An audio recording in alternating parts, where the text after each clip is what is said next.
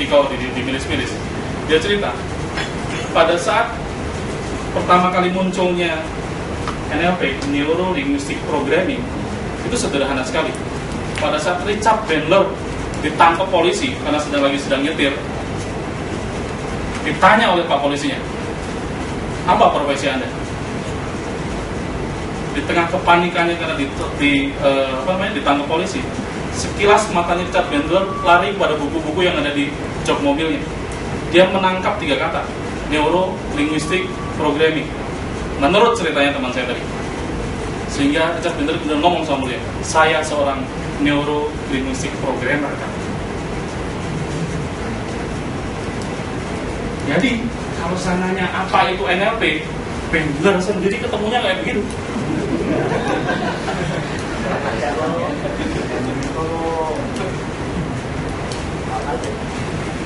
Ya,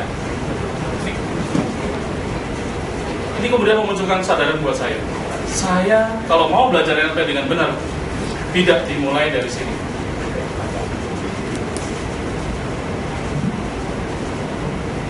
Ini yang kemudian di dalam proses belajar saya, di awal saya hilangkan terlebih dahulu. Ini bukan yang pertama. Saya sadari bahwa saya tidak perlu memulai dari pertanyaan itu.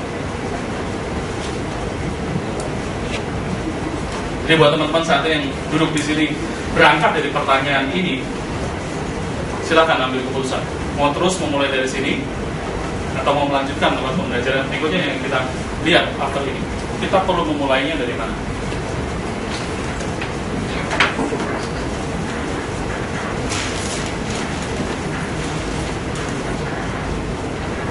Ya, teman-teman, dalam sesi-sesi berikutnya, di 4 sesi after ini, teman-teman akan belajar banyak.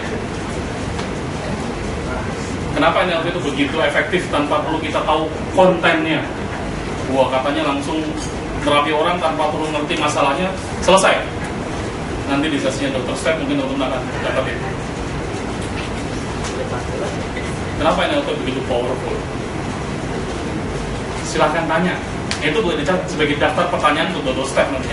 Kalau enggak dikeluarin sama beliau. Percaya sama saya.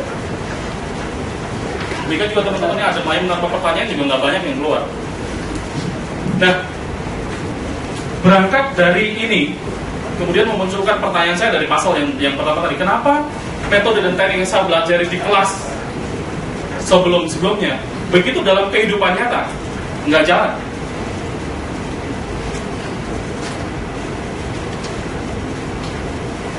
Ada yang pernah mempraktekkan NLP kemudian nggak jalan di kehidupan nyata?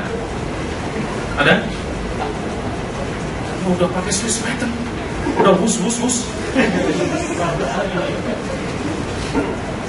Kalah sama tolak angin. Padahal mahalan ilmu saya. Tolak angin cuma berapa? Sukses. Pertanyaan itu yang kemudian selalu mengganggu saya. Bagaimana agar NLP itu menjadi efektif untuk hidup saya? Setelah saya menyadari ini, saya tahu saya harus memulai sesuatu. Nah, dari teman-teman yang di belakang inilah kemudian saya menyadarinya. Ya, tadi Dr. Steph memperkenalkan saya kepada sebuah metode yang diambil dari NLP University, Robert Dills, memperkenalkan 4 keterampilan NLP. Kami biasa menyebutnya sebagai 4 keterampilan hidup.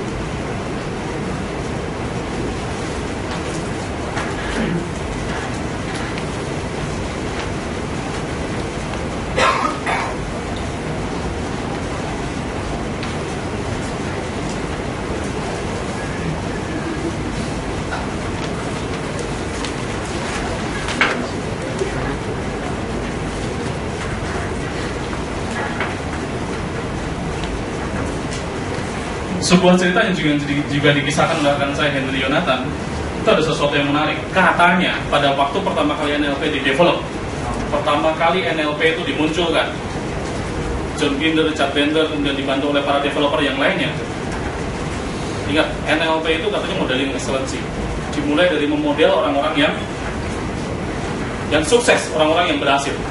Nah, satu ketika para developer tahap awal ini katanya pada waktu itu selain nama-nama model yang sudah teman-teman kenal, memodel seseorang yang disebut sebagai seorang saman, seorang dukun, yang metodenya sangat efektif. Setiap kali orang itu datang ke dukun, masalahnya selesai. Ke dukun itu memunculkan, menurut cerita rekan saya Henry, memunculkan keingintahuan dari para developer awal NLP.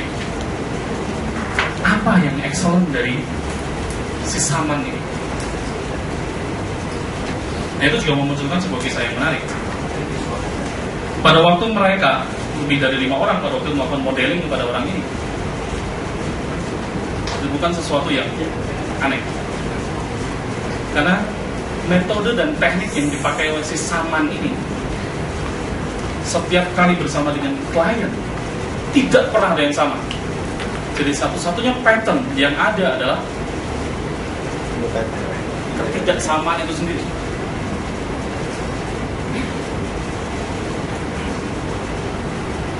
Setiap kali mengatasi sebuah masalah, beda metodenya. Ada masalah lagi, beda metodenya. Vendor, leader, dan teman-temannya bingung. Yang orang ini tidak ditemukan polanya. Bagaimana orang ini begitu efektif terhadap dirinya. Sampai kemudian si saman ngomong, ada satu yang tidak kalian perhatikan dari semua metode yang saya pakai. Teman-teman boleh catat, nanti boleh tanya sama teman saya. Apa itu? Yang sama adalah intensinya. Intensi yang melatar belakangi setiap metode dan teknik. Saya nggak akan ngomongin intensinya, tapi saya akan ngomongin ininya. Apa jadi? Agar semua metode dan teknik yang teman-teman saat ini sudah kuasai menjadi jauh lebih efektif. Nah, apa itu 4 keterampilan NLP?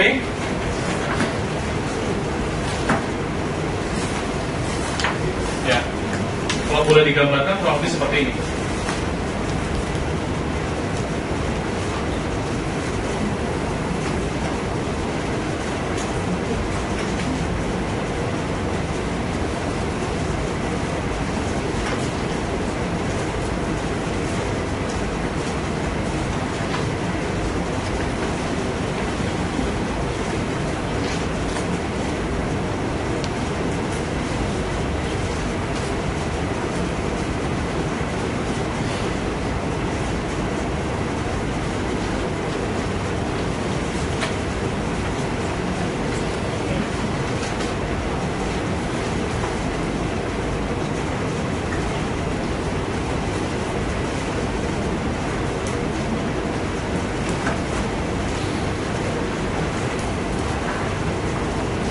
Kalau teman-teman mau belajar NLP lebih dalam, mau lebih efektif di dalam kehidupan kita, 4 pilar ini yang saya harap teman-teman semua kuasai. Ini karena beban saya atau apa ya? Waktunya kayaknya sebentar lagi itu sudah menaik lagi.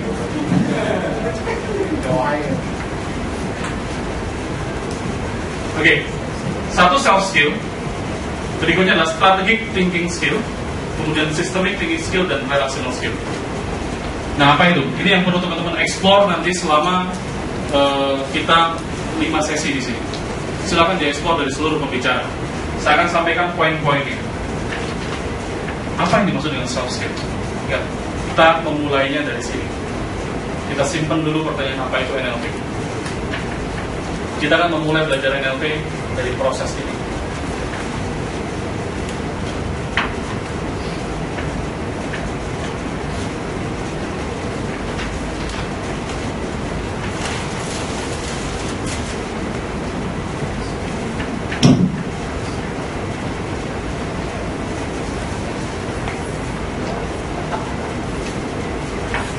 Apa itu self skill?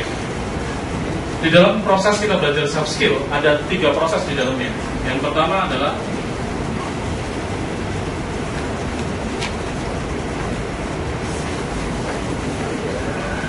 sense of self.